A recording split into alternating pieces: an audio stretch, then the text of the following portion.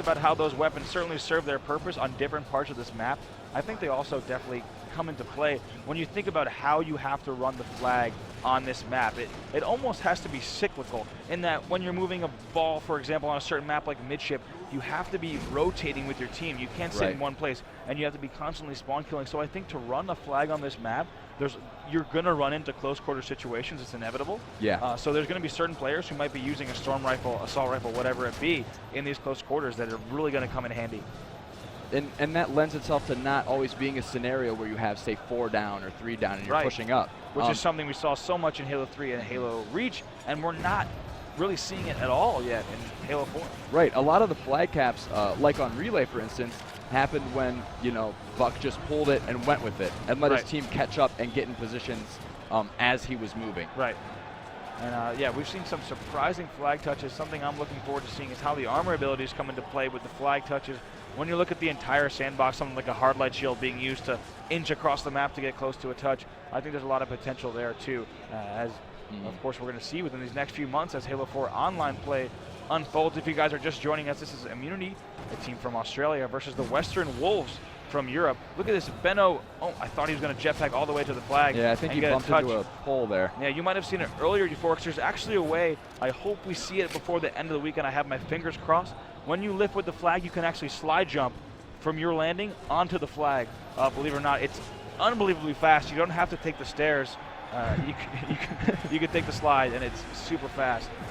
So now we have Buck 20 of Western Wolves. This team is still up by 2. He just picked up a fresh pair of rockets, and there's 2 minutes left in this game. Yeah, and I think he's going to refrain from obviously going for the flag here and let his teammates come up and grab this for him as he tries to deny spawns. And that's something I noticed too. When you're in that enemy's base, they don't often seem to spawn there. Yeah. So sort of spawn trapping or trying to spawn trap with those rockets, he might have been better off sitting in that hallway or on that landing especially. Right, which plays back to that cyclical play. You constantly have to know where the enemy's spawning and either run to avoid them or run to kill them. Buck 20 finding, unfortunately, Ogre 1 who had the business end of those rockets. Yeah, he opted for the melee against Ogre 1, but does get taken out. And that's something I've seen that's interesting is players are looking to kill each other as fast as possible. Buck 20 could have easily taken the DMR, but you want to keep your teammates alive on their flag, so he chose to shoot the rocket. And that's definitely going to be changing a lot of the parts of competitive professional Halo play.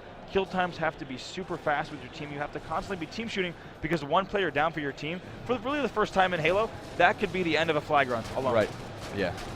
So we see Buck 20 getting that flinch from Ogre 1, taking a shot to the face there. Ogre 1 now set up great on this double lift area where you can see both, and it looks like they are setting up for a flag run here. Yeah, he just found a pair of rockets and chooses not to pick it up. Perhaps he knew there's only 1 rocket in the clip, and he opts to keep that DMR out with the sniper combo. Now looking to cut off the landing.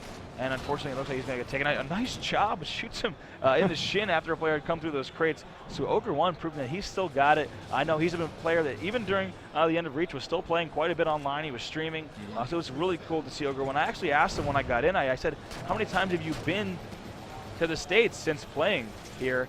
And since you played, Halo here, and it's actually one of his few times back. If we could switch to Benno, he just had a huge double kill with the flag. He was able to use that lift and keep jetpacking towards the flag, once again avoiding the stairs. Now we have a flag showcase right here, Voltage pushing that flag, as we're going to have maybe a joust here, flag joust medal from Benno. He's going to try to run this in and anticipate that his flag will get returned. He's also getting the distraction, all sorts of medals pouring out of his play.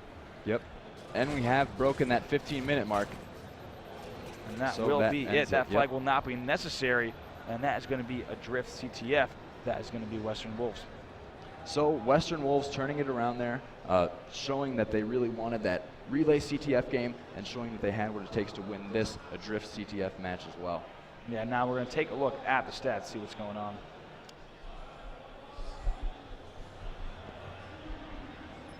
Waiting to pull up the stats here as we take a look. And it looks like the story of that match is really Buck 57 going +6 for his team.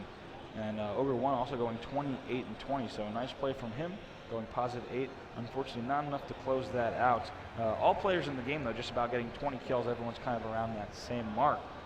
So scratch a Drift CTF off the list, and we're going to be jumping into the next game after a quick break. I wanted to ask, this is game 5 now, right? Yeah.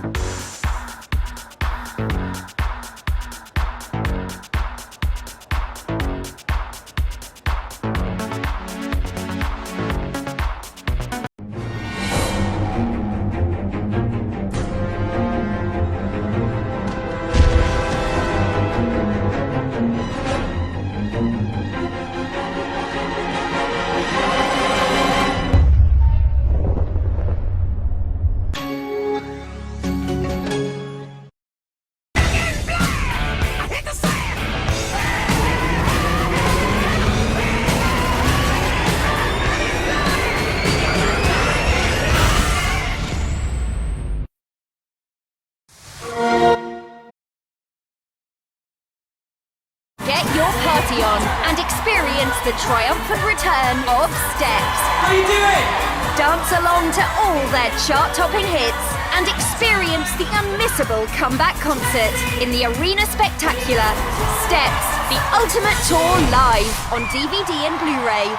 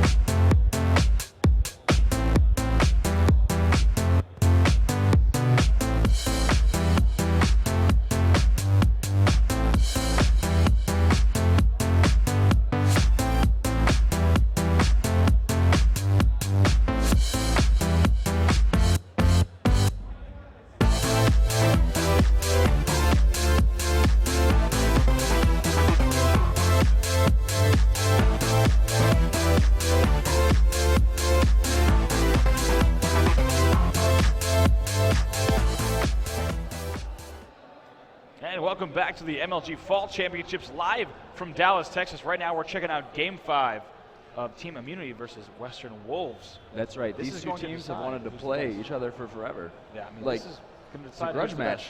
It is. Yeah.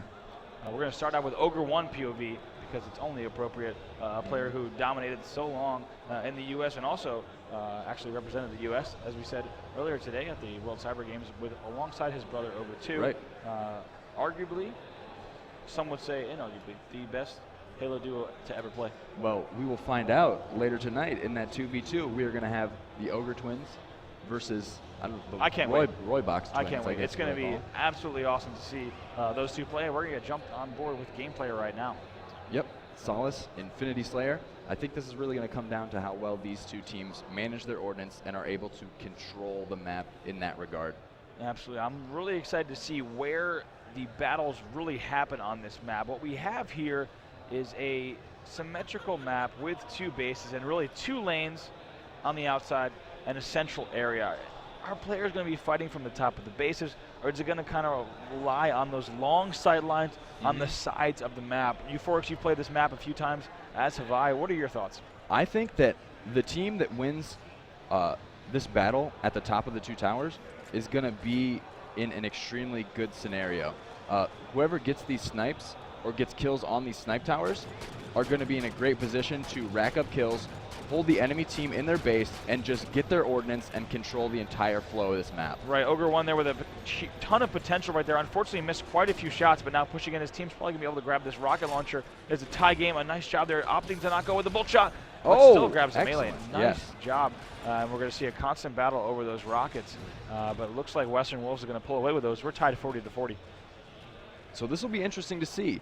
Typically, we've seen one team sort of pull ahead off those initial kills. Western Wolves went up 20 points, but now Immunity has turned the tide, and they are up 20 points now, 11 minutes into the match. Right, and I can't even say, first of all, that rocket was so fast, and this brand new projectile you guys might have noticed. Brand new rocket in Halo 4, very powerful, lots of splash damage, and makes the rocket launcher power weapon even that much more important. We are tied 70-70, and even at this point, Euphorics, teams do not want to give up their lead. As you see right there, JC committing suicide because he falls down to that bottom area. For those of you who might have seen some gameplays of this map, that bottom mid area is off limits to promote faster gameplay on this map. That's right, so that big beam in the middle there, that is now a kill zone. If you drop down there, you will die. And then those rib cage structures on both the left and right side of this map, those hallways into the bottom of the map are now blocked off with some forge objects. Right, you do not want to fall to a hot, fiery death, so it's best to stay up top, and that's where we're going to see, of course, all the battles go down as Immunity off to an early lead, 140-100, and this is really the point where Ordnance start coming in. Take a look at Ogre 1's Ordnance meter. He needs about 2 more kills to fill that thing up, and then we're going to see a team really pull away, or rather see if Immunity pulls away or if Western Wolves can keep up with them. They just brought it within 2 kills. Yeah, and I think what Western Wolves did there was a great strategy for this map. So you have these 2 very distinct hallways on either side, these long stretches of territory. Sure. And Immunity was split up. They had 2 people on each side trying to hold there. Western Wolves was able to come through with 2 guys, take out the other 2, and now they're able to push up on those next 2 guys. Right, Ogre 1 here now looking through the orange beam. If you guys are wondering why he's staring right through that, your reticle will turn, as he does get assassinated right there, and quite a few players making noise about that. When you do, I think I heard a saw. Uh-oh, Heff's got the saw. Yeah, so Heff right now with the saw, but he is taken out. That saw, of course, wherever you are on the map, like we said, that saw is super loud, and the entire map really knows about it, that light machine gun. And we do have Benno from Immunity with a light rifle in his back pocket, and that is a great long-range weapon. For any of you who don't know, zoomed in, that light rifle is a 4-shot kill, but you do have to lead your shots just a tad as he picks up a nice kill there, getting the head case medals, and scoping down long range with that light rifle. But it does look like the Western Wolves had a snipe on him and were able to clean him up. And look, now the game is within 1 kill here. Exciting as we have Heff pushing in, but there are 2 players there. He's going to want to stay alive. And now Benno does not want to die. Wouldn't have been surprised if he had a nice jetpack play there to stay alive, but this is a close point, and I think this is the closest game we've seen at this point, Euphorics. So I'm expecting maybe even a little bit slower gameplay until one of the players on either team either picks up a speed boost or a damage boost or a saw or sniper, something like that. That's right. We're looking for these ordnance. Looking at the player screens right now, it looks like Ogre 1 is the closest to getting his ordnance drop. He's hanging around in the back of the jungle base right now with the jetpack, trying to get some flanks in on these Western Wolves who currently hold a 40-point lead. All right, and just to complete my thought, when you are looking through that orange beam, Euphorics, your reticle will turn red, although it will be nearly impossible to see those players. So you're going to see long-range battles from this base top right now where Benno is. As you see, he's taken out his kill cam, turns towards that base. There's a lot of base-to-base battles, but of course your support players on the ground are what's going to be the difference in those battles. And Ogre 1 getting a gift from the gods, gets a sniper rifle in his ordnance drop now, so hopefully he can turn this game around, start taking out these Western Wolves, and regain control of this match. Yeah, and Buck 20 has one as well, so he's looking for a nice angle to snipe as he's looking down this lane. He's got quite a few bullets in this rifle, obviously wants to stay alive and help his team. Finds 2 players and drops down on voltage. Hopefully he can kill this, clean up that kill. Does, and now looking for more. Unable to find the enemy, and Benno with the needles. But surprisingly, Buck 20, nice job. I think he had a few nice strafes there. Benno might have missed a few needles and stays alive now. Ogre 1 versus Buck 20, and Buck 20